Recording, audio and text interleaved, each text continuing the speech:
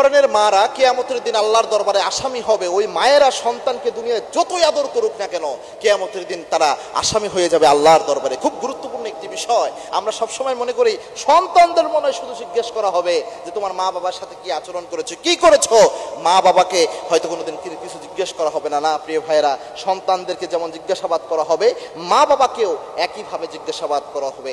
এই দুই ধরনের বিষয় রয়েছে এবং আল্লাহ রাব্বুল আলামিনের বিধানটাই এমন, ইসলামের বিধান এমন ব্যালেন্স যে সন্তানের কিছু দায়িত্ব আছে আব্বা আম্মার উপর, আবার আব্বা আম্মারও কিছু দায়িত্ব আছে সন্তানের উপর। একবার ওমর রাদিয়াল্লাহু আনহুর জামানায়, ছোট্ট একটা ঘটনা বলতেছি সংক্ষিপ্তভাবে। ওমর রাদিয়াল্লাহু আনহুর জামানায় একজন আব্বা এসে ওমর রাদিয়াল্লাহু আনহুকে বিচার দিলেন যে আমার সন্তান আমার উপর কোনো হক পালন করে না। সাইয়েদনা ওমর রাদিয়াল্লাহু আনহুর সিস্টেম ছিল এক পক্ষের কথা শুনে কখনো রায় দিতেন না। বিগত সময় আপনারা 16 বছর দেখেছেন, এক পক্ষের রায় শুনে ওই সময় ফাঁসির আদেশ দিয়ে দিত। আল্লামা সাইদি রাহিমাহুল্লাহ সহ আলী হাসান, মোহাম্মদ মুজাহিদ যত লোক ছিল সবাইকে এক পক্ষের রায়ে ফাঁসি দিয়েছে।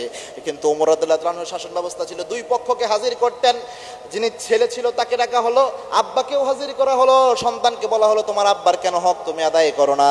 ওই সন্তান তখন বলল আমার আব্বাও আমার উপর একটা হক আদায় করে নাই। তখন সাইয়েদনা ওমর রাদিয়াল্লাহু আনহু বললেন তুমিও আদায় করো নাই, এখন তোমার ছেলেও আদায় করছে না, এটা একই এটা কাটাকাটি হয়ে গিয়েছে। তুমি আদায় করো নাই তোমার সন্তানের কোনো হক, তোমার ছেলেও এখন আদায় করছে না। এটা লম্বা ঘটনা, সংক্ষেপে বললাম। সুতরাং সন্তানের কিছু দায়িত্ব রয়েছে, আব্বা আম্মারও কিছু দায়িত্ব রয়েছে। কোনো আব্বা আম্মা যদি এমন করে যে সন্তানের মধ্যে সংসার নষ্ট করার জন্য সব সময় ট্রাই করে, অনেকেই রয়েছে নিজের ছেলে তার স্ত্রীর সাথে ভালোভাবে থাকে, এটা যেন থাকতে না পারে, তাবিজ পর্যন্ত করে, জাদু পর্যন্ত করে। এরকম মারাত্মক সমস্যা বর্তমান সমাজ ব্যবস্থায় দেখা যায়। সন্তানের সাথে যেন তার ছেলের বউয়ের সম্পর্ক ভালো না হয়, ছেলে যখন যেন সব সময় মায়ের দিকে থাকে, যেন তাবিজ পর্যন্ত করে থাকে। নাউজুবিল্লাহ, ঈমান নষ্ট হয়ে যাবে এরকম কাজ করলে, আপনি কাফের হয়ে যাবেন, খুব মারাত্মক। এরকম যদি কেউ করে, অথবা যদি এরকম কিছু করে যে সন্তানদের মধ্যে ঝগড়া লাগাইয়া দেয়, অর্থাৎ বোনের কথা ভাইকে বলে, ভাইয়ের কথা বোনকে বলে, অথবা দুই ভাই আছে, আব্বা আম্মা একবার এক ভাইকে একটা কথা বলে চেতায়া দেয় নিজের স্বার্থের জন্য,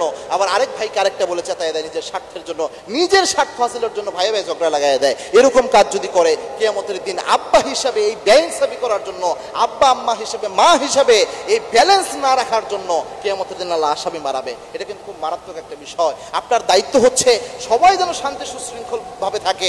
আপনি পারলে আরো সমাধান করবেন, পারলে মিথ্যা কথা বলে হলেও এক ভাই আরেক ভাইয়ের সাথে যেন ঝগড়া না লাগে।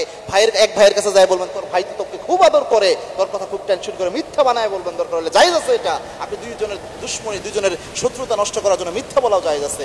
এরকম কথা বলে হলেও আপনার সম্পর্ক ভালো রাখা উচিত। এরকম না করে উল্টা যদি করেন, কিয়ামতের দিন আপনি আসামি হবেন। 2 নাম্বার হচ্ছে, আপনার যদি এমন হয় যে আপনি আপনার সন্তানকে কোনো হক থেকে বঞ্চিত করলেন, ধরেন বড় সন্তানকে বেশি দিলেন, ছোট সন্তানকে কম দিলেন, অথবা ছোট সন্তানকে বেশি দিলেন, বেশি টানলেন তার দিকে, আর বড় সন্তানকে দিলেন কম, এটার জন্য কিয়ামতের দিন আপনি আসামি হবেন। এবং আল্লাহর হাবিব সাল্লাল্লাহু আলাইহি ওয়াসাল্লাম জানিয়েছেন কুল্লুকুম রাঈন ওয়া কুল্লুকুম মাসউলুন আন রাইয়াতিহি, তোমরা প্রত্যেকেই দায়িত্বশীল, প্রত্যেকের দায়িত্বের ব্যাপারে কিয়ামতের দিন আল্লাহ তোমাদের জিজ্ঞাসাবাদ করবেন। এই জন্য আমাদের উচিত হচ্ছে এই বিষয়গুলো থেকে সতর্ক থাকা। আল্লাহ আমাদের তৌফিক দান করুন, আল্লাহুম্মা আমিন।